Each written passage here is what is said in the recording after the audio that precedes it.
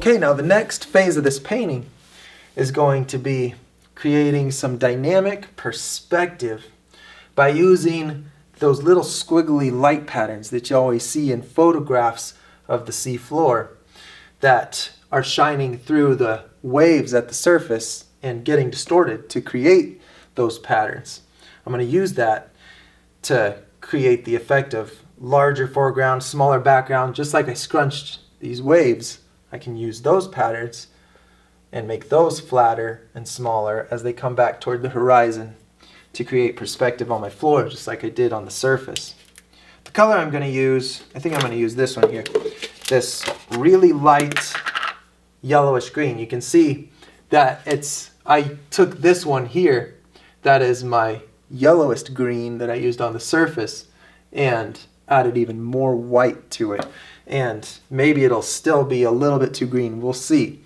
But I want it to be a very light yellow green to look like it's actual light shining on this orangey colored sandy sea floor.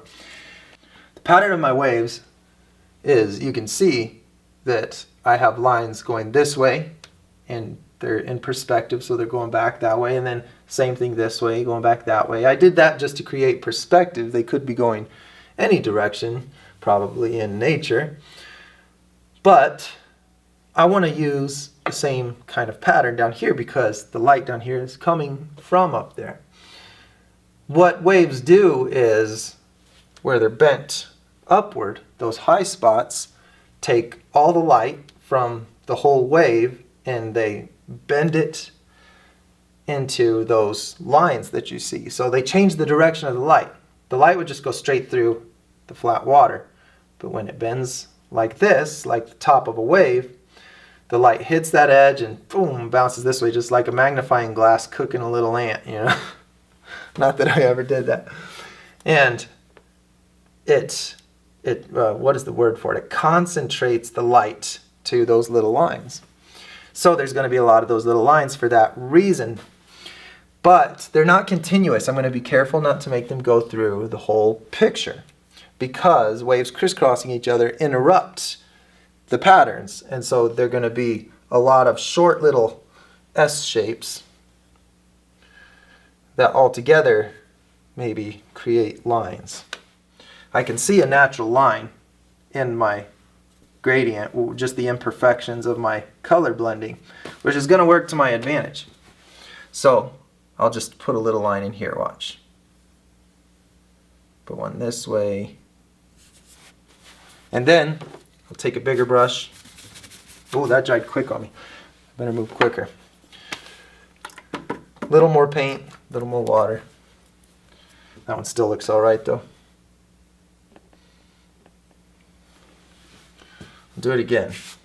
Now with this technique, you want to interrupt, you want to overlap and make lines interrupt each other. So I'll do something similar to this one right next to it, watch.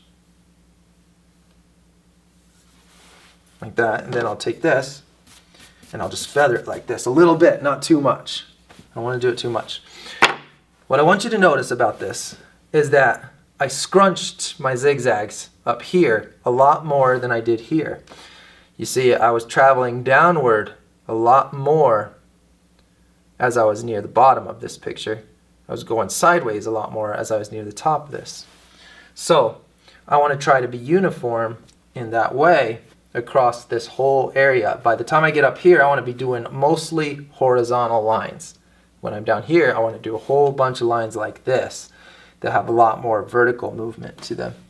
I'll establish a few lines that are kind of getting more scrunched like a triangle going this way before I get too far, so that I make my perspective as good as possible. Sometimes it's easier to give myself a little bit of a guide like I did with the top, rather than just doing left to right little by little. Let's do some more. So I have a line going this way, maybe I'll put another one coming out this way. Now I'm going to build a line out of multiple lines. See, because I don't want big long lines traveling through the entire scene. It just won't look natural. Okay, put another one here.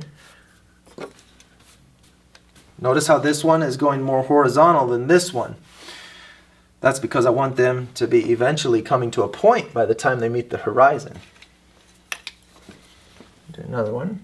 So somewhere up here, this is just gonna, that's a pretty long line. I don't want to go much longer than that.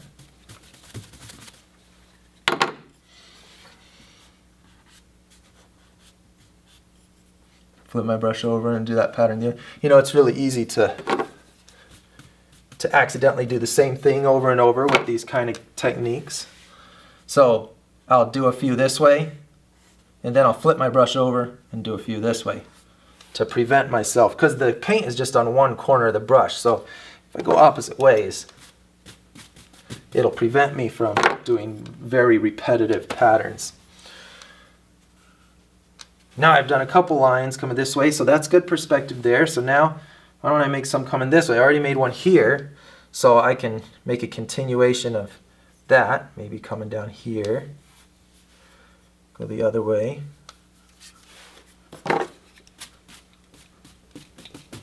Okay, I like the way that looks.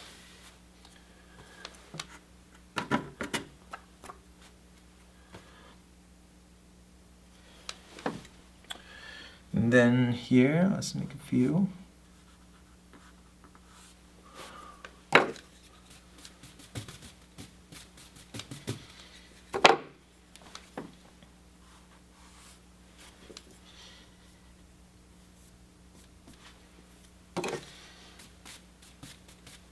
Very small amount of paint.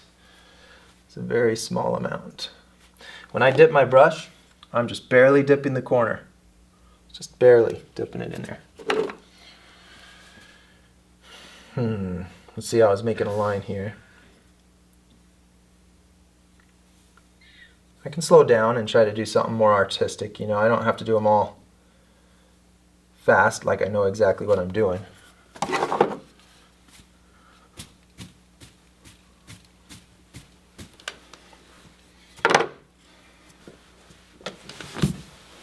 There, now you see how this, I still distorted it and bent it, but overall it's following this similar kind of a pattern going back like this.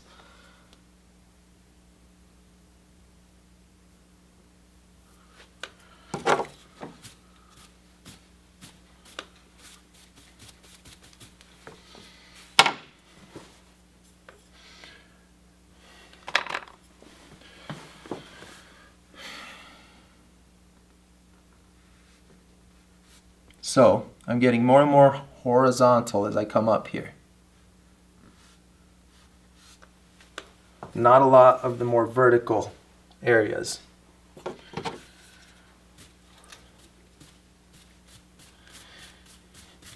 This big brush I'm feathering with even creates new horizontal lines, and that's okay up in there.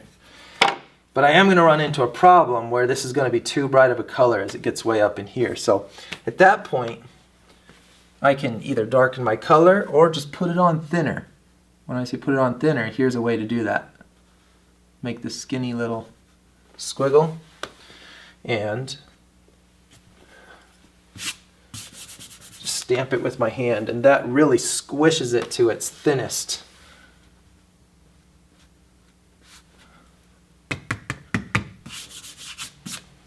Or completely wipes it off. Maybe brush first, then hand. Let's see if that works. That worked all right. Or I can just water down the paint more. That might work good too. I just dipped it in water without reloading the paint. And see what that does. Yeah, that works good too. See, so that color is, even though it looks bright because it's over that dark blue, this is much thinner and more subtle than what I have down here. It's valuable to understand that the light is getting redistributed. Same amount of light, okay? It's a limited amount of light, and if you stretch it away from one area, then you make it more in another area. If you're concentrating it in this area, then that means it's darker in the areas right next to it. So it's just like that polyester webby stuff you put all over your porch on Halloween. you stretch it apart and you have strands of it that are more concentrated, and you have empty space in between where it's going to be even darker than it would have been. So I naturally have darker areas in here because my gradient is not perfect. It didn't need to be perfect.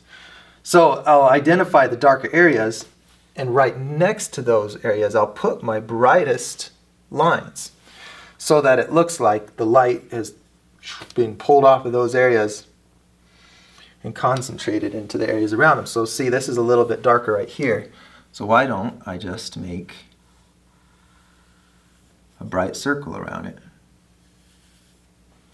Like that.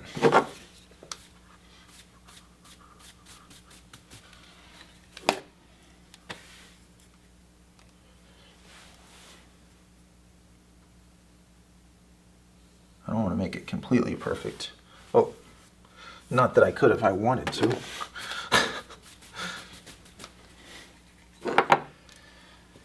All right, and then there's a dark area in here.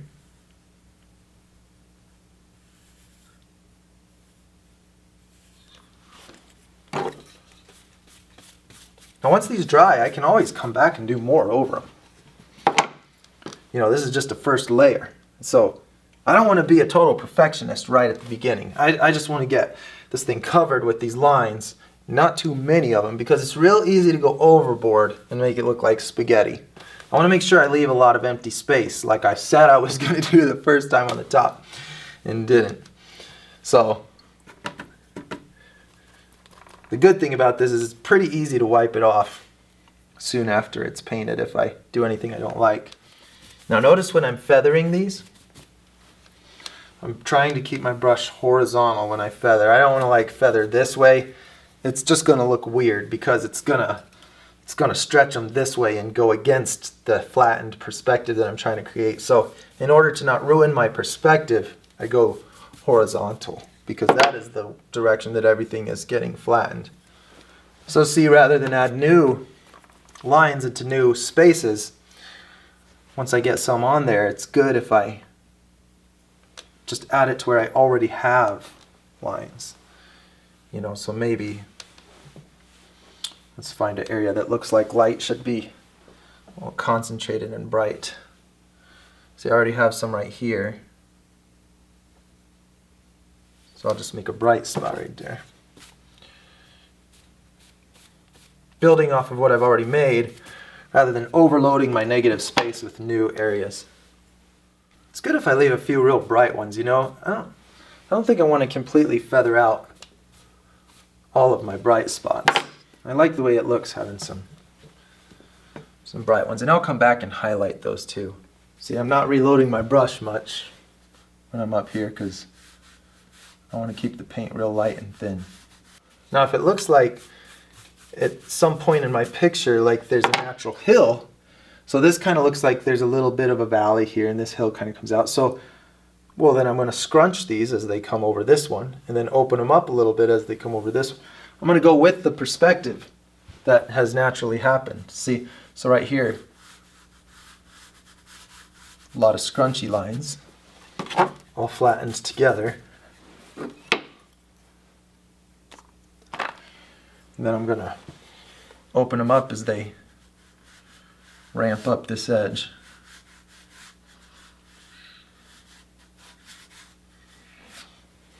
This can also hide the imperfections of areas I didn't like where my paint dried and I didn't get a very smooth gradient right there. But putting some of these lines in between will totally hide it. Another reason to not be a perfectionist early in the process. Wherever I have a lot of lines crisscrossing each other, I can brighten those areas because light plus light equals brighter light.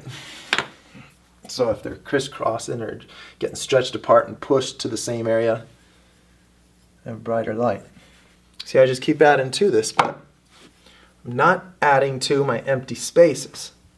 I think this is full enough. There's plenty of those lines on there. If anything, there's too many. So I'm just looking for places to add bright accents to what's there now. This is a fun technique because it's just one color, you know, and there's a lot of forgiveness with it too because it just wipes off with a wet rag. if you mess up. You want to wait until the painting's all the way dry to do it though. Okay, now I want to do some little highlights in here.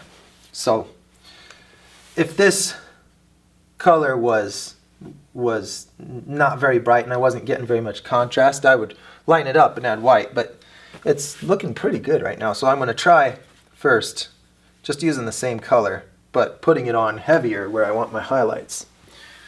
Remember, if you do it to most of the work, it's not a highlight anymore.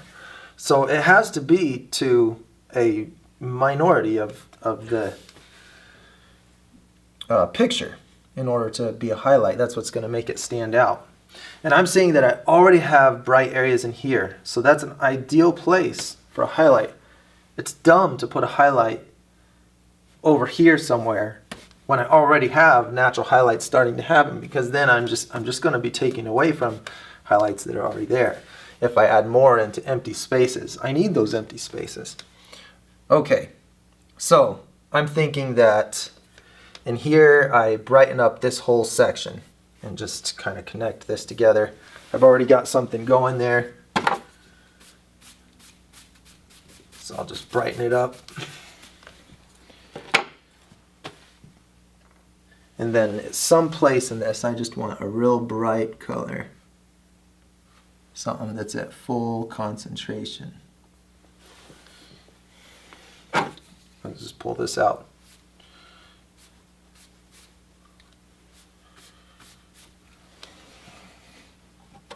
Yeah, so I'll leave that nice and bright, like that. I'll just try to get some of my messy brush strokes out of that guy.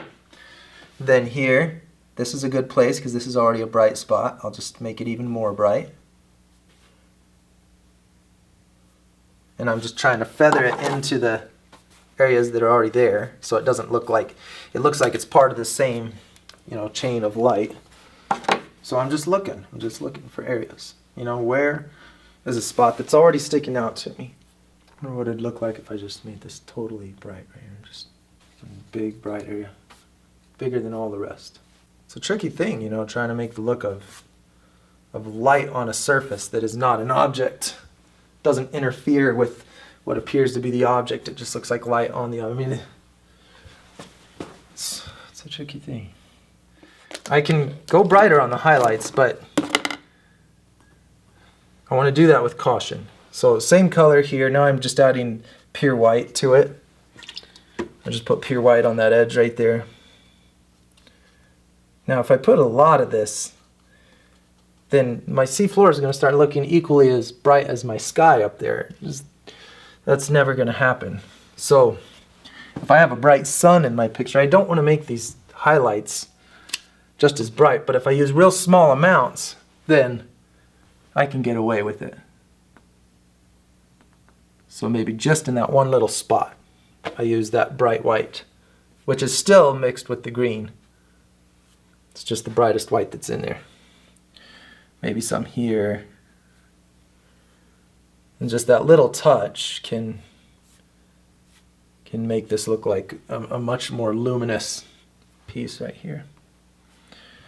And I think I'll just do real loose zigzags all over it.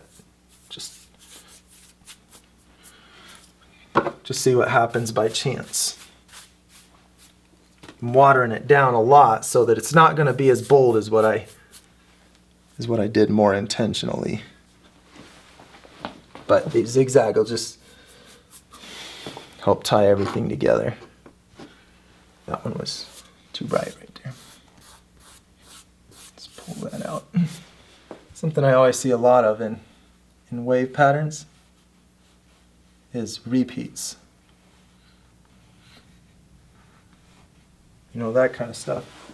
I don't know if I can pull that off. We'll see if it works. Let's do a few of them, see how it looks. Now to remember, they're not highlights if they're everywhere. A lot of trial and error in this. I definitely like the way that looks. Now, what if there's something besides just a flat seafloor? I'll show you how to bend this around a three-dimensional object that's down there on that seafloor.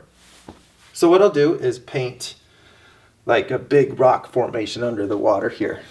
And I'm going to work from these primaries so that I get a lot more of a natural tone. I like working from primaries when it comes to doing things like rocks and dirt, because you just get so many variations of brown or gray or whatever the color is, rather than pre-mixing the brown or gray. Then you have a lot less variation in the color, and it ends up looking less natural to me. All right, red, yellow, blue. Brown rock, right? Let's just say that we've got a brown rock in here. And I'm going to make like a platform on that thing, and then maybe make the face of it coming up here.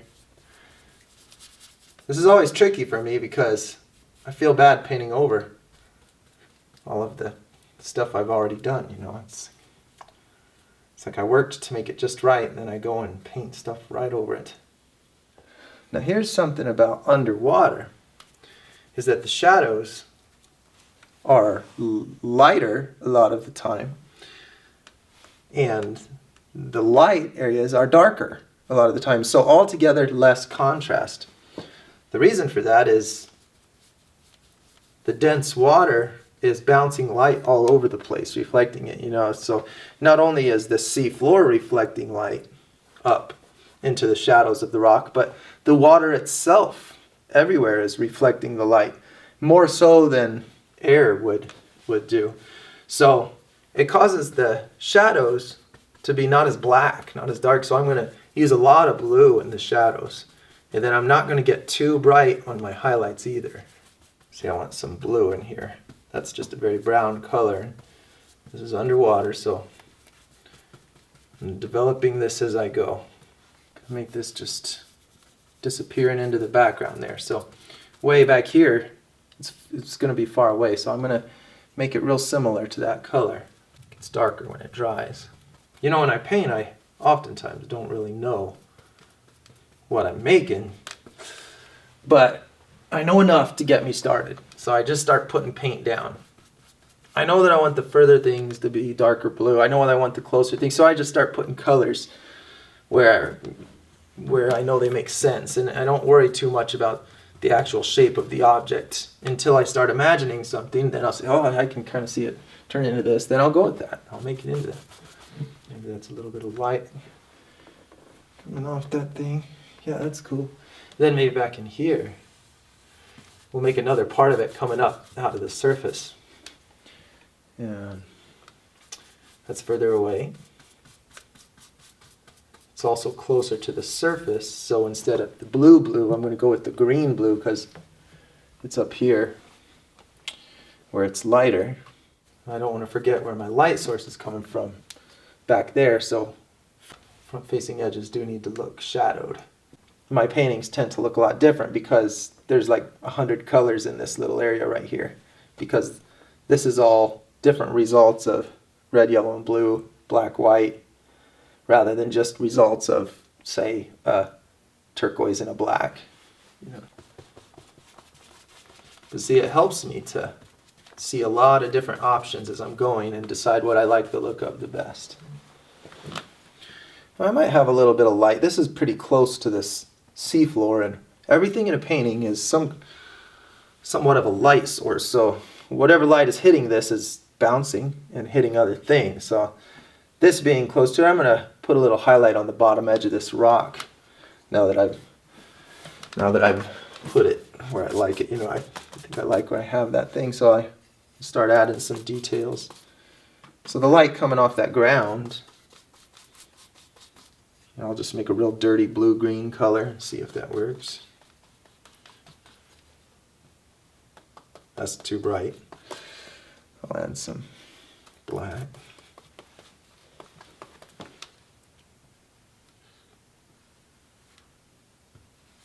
So the very darkest surfaces in this picture would be the edges that are facing straight out and are hidden up under shadows. You know, so these would be a little brighter than these, but these, since they're facing straight down, sometimes can be brighter if the ground is lit up down there. And then I'll go back to my dark shadows underneath that guy. It'll give me a real good depth on that object by having that change from lit up underside to these vertical walls. I'm going to do these, see if I can make it look like it's kind of arched, like it's swooping over. I'll just put some similar colors as to what's on this seafloor. I can blend right into there. I have to just always be mindful to set myself up with dark enough colors that I can add highlights to them and have them look like highlights. I just had an idea. I'm gonna make a cave. See, I want that to look real deep, so making something look real deep underwater means going to the dark watercolor, not going to a black. Just not necessarily just the darkest color. Maybe I'll make more caves in there. Looks like this thing is all broken up with caves. Now I'm gonna make more of those pinnacles standing up to the surface of the water there. Need lots of blue for this background. I gotta be careful not to make it too dark or too light. I want low contrast levels in the background. So whatever it is, it's got to be something real close to what the background is because it's far away. Put some yellow in it up here too so that it matches this top color better. You see I darkened that down because I want to be careful. Even though it looks real cool to have that bright highlight, I want to keep it toned down so that it doesn't outdo my highlights up here, because I might want to come back with some more little sun rays on this too. And the reason I made this front edge of this dark is because light's coming from back there. So light's not going to be wrapping around and shining on that face. It's leaving a shadow. But the reason the shadow is not real dark is because light is bouncing off of everything, and this does get indirect light shining on it. Yeah, okay, cool. I think I'm ready to start throwing in more of these squiggly light patterns. Now on this section, I want to make the same light patterns that I did down here, bending around these rocks. So to do that in a way that'll look believable, I want to consider what is causing the look of these. So think of wood grain. If you chop a tree, then if you chop straight across that tree, you're going to see the rings. So just like here, you see rings and you see all of these swirly patterns. Think of that as the sliced image, but then if we slice it this way, well, think of the tree. If you slice it that way, you get the stripes, the long stripes of grain. And that's like these rays coming down through the water. So if you've ever seen a piece of wood that's curved, got a curved cut on it, you'd see it transitioning from those rings to the longer vertical stripes, and that transition would have some wild looking curves and distorted images in it, and that's when I think it looks really cool when you have that. And so where I have this bending around a surface that goes from horizontal to vertical, then I'm going to do the same thing with these. I'm going to start stretching them down to more vertical patterns. I'm going to take this turquoise color because I'm working on some more distant light now, and since it's buried in this water, I want it to be more of the blue. So I'm not using that brighter yellow or green. And so here it's just on the surface and it's horizontal. But then maybe it bends down, but then as it comes off the edge of this rock, it disappears. See, the light is getting stretched when it comes on vertical faces, so it can't be as bright. It has to be brighter on the horizontal faces. The brush dries out real fast when you're hardly putting any paint in it. Okay, then if I want to wrap it around these are real distant. So I just want to make sure that I tighten up my shapes and make them more of the blue color because they're distant, and so they're colored because they're distant, and they're also smaller because they're distant, but the shapes are the same kind of shapes. I just think it would look cool to have a little bit of accent right there in that little valley.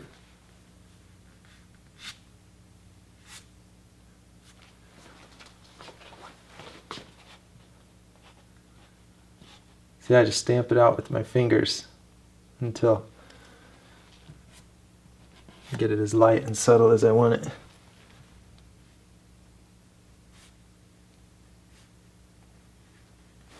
Okay.